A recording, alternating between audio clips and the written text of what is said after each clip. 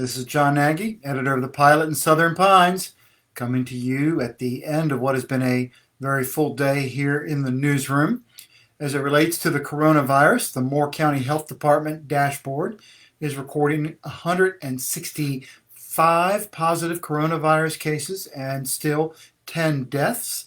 Over at the First Health of the Carolinas website, its dashboard reported it has administered 3,789 tests across its multi-county network, of which 399 were positive cases.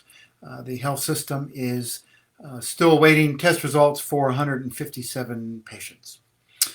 So here we are at the end of the first full week of North Carolina's reopening in phase one.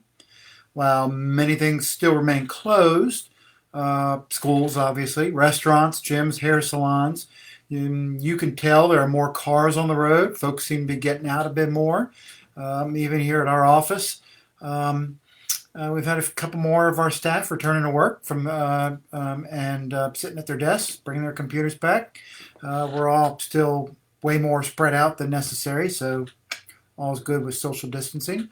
But you can kind of tell that people are kind of starting to get back in the swing of things, trying to figure out how to sort of make the most of life with face masks, eyeglasses, that sort of thing. So I think we're going to be seeing a lot more of that here in the coming days.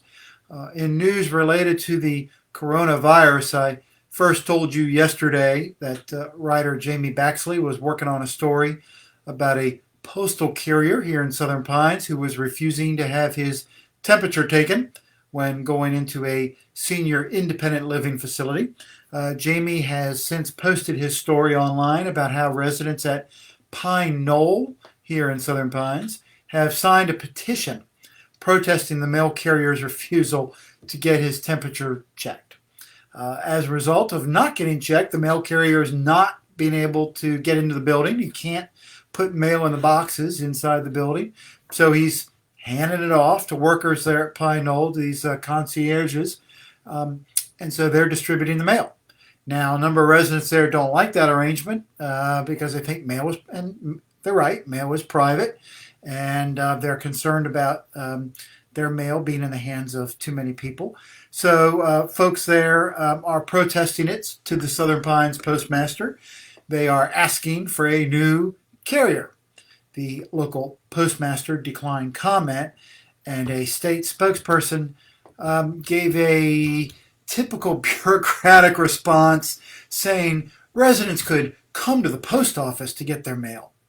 Now, these are folks who can't get out. A number of them are in their 90s and they don't drive. So I'm not quite sure the spokesperson quite understands the situation entirely. You can see more of Jamie's story online at thepilot.com/coronavirus. I suspect there's more of this to come. So we'll just have to see how that plays out over the next few days.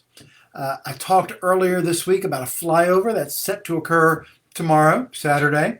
As a tribute to healthcare workers and first responders, the Bandit flight team is going to be passing over Sanford, Pinehurst, Rockingham, and Rayford. The salute is sponsored locally by the Pinehurst, Southern Pines, and Aberdeen Area Convention and Visitors Bureau and the organizers of the annual Festival d'Avion. The flyover is going to start in Sanford. The formation is going to pass over Central Carolina Hospital around like 11:45. From there, the Bandit flight team is going to be flying over Moore Regional Hospital in Pinehurst, right there on 211, right around noon tomorrow. Then they'll be going over Pinehurst Village Hall, the police and fire departments right there on Magnolia Road, and then they'll be flying over the Carolina Hotel at the Resort and Country Club.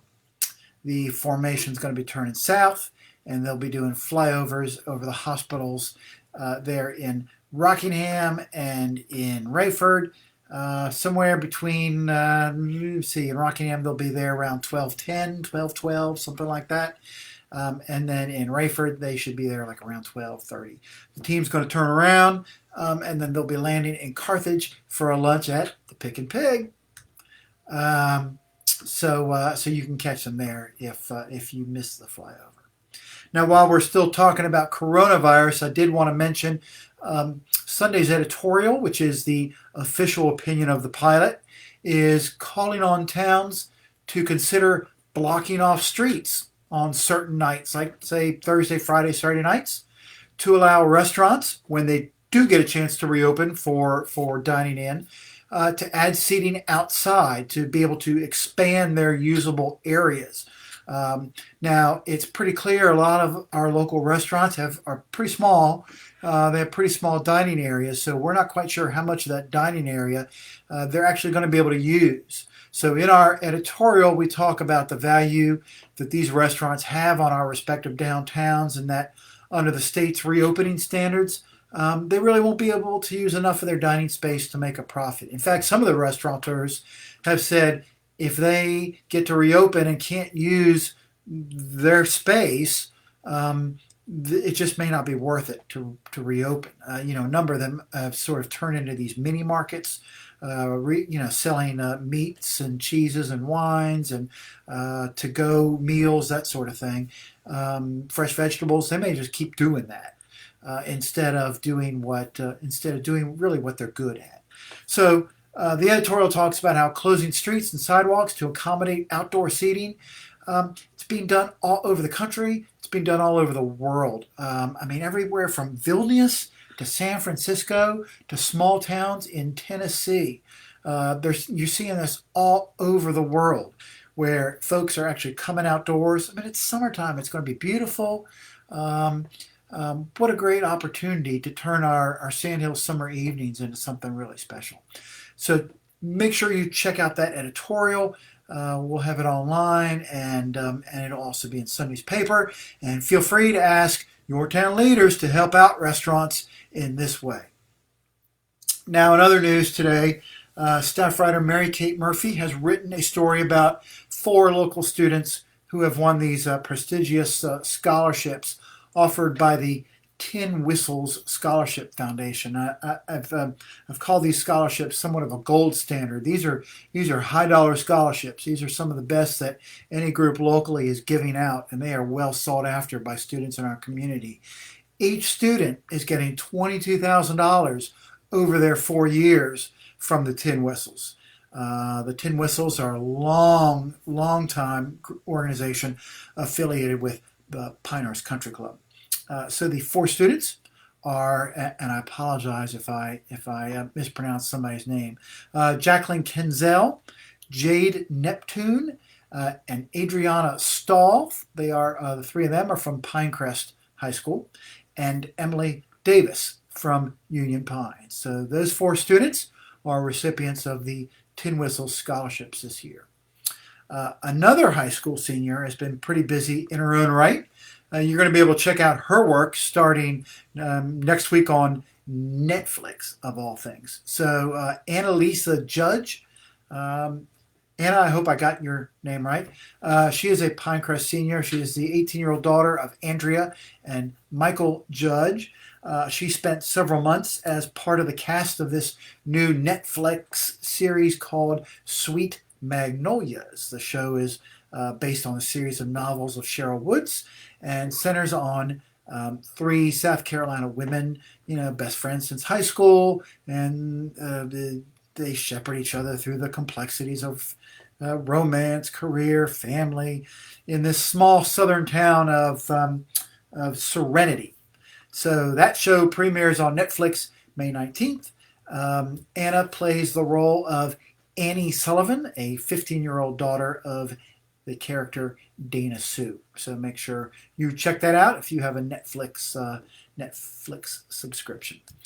Judge has done commercials before. She says this is her big breakthrough role, so we're keeping our fingers crossed. There's been no talk yet about a second season or anything like that. So we have that story online now for you at thepilot.com, and also in the scene section of Sunday's paper.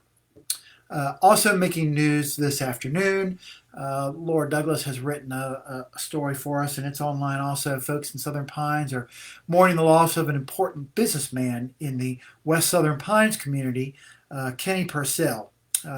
He was the owner of Purcell Funeral Home just up the road from us here on West Pennsylvania Avenue, here in West Southern Pines. He passed away on Monday. So friends said his care and compassion to families made him a friend of many, and he was really known for his quick wit and his sense of humor. He was just 55 years old. He established his business, 25 years ago here in Southern Pines. He later expanded that enterprise to funeral home locations in Rayford and Laurinburg. He was very supportive and interested in bettering the local community. I mean, whenever community groups and organizations needed a place for a benefit event, Kenny was always quick to offer his West Pennsylvania Avenue property. He was laid to rest Thursday afternoon, so we send our condolences to the family. That's about all we have for you this afternoon. Recapping our top story this afternoon, it looks like one of the retirement communities here in Southern Pines, Knoll, is in somewhat of a match with the local postmaster because their postal carrier will not have his temperature taken and hence can't come in the building to deliver the mail. And the folks there are pretty upset about it. You can read all about that upset on thepilot.com/coronavirus.